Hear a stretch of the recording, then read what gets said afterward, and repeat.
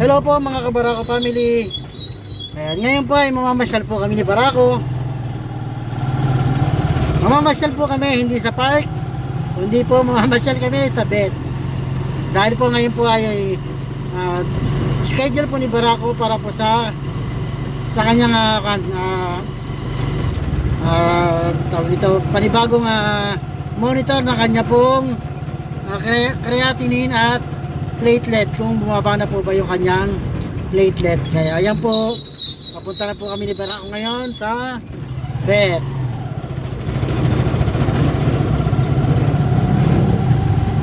Hanggang mamaya na lang po ulit, mag-update po ulit kami mamaya kung ano po yung magiging resulta ng kanyang panibagong lab test.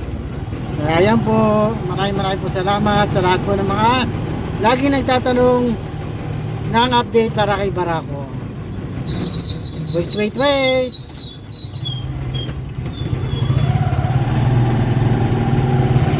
At ito na nga po ang bagong resulta ng bigat ni Barako. 13.55, tumaas po ng kaunti ang kanyang timbang. Kahit saglit na oras lang.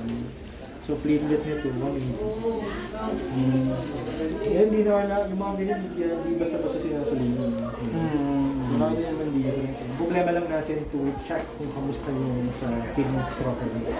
Siguro bigyan muna kayo ng sambong. Okay. Sambong ba kayo?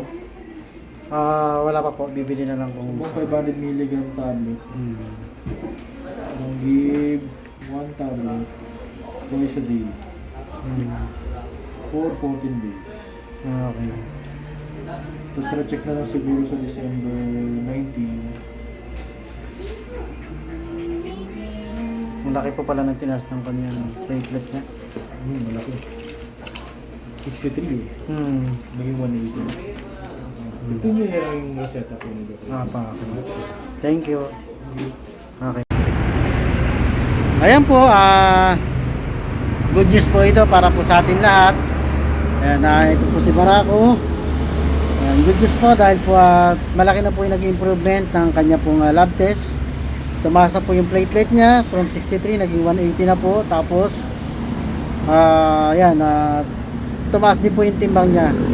Kung dati 12.75 ngayon naging 13.55 na po siya. Kaya maganda po improvement niyo. Kaya maraming po salamat sa lahat po ng mga nagpray para po sa kagagaling ni Barako.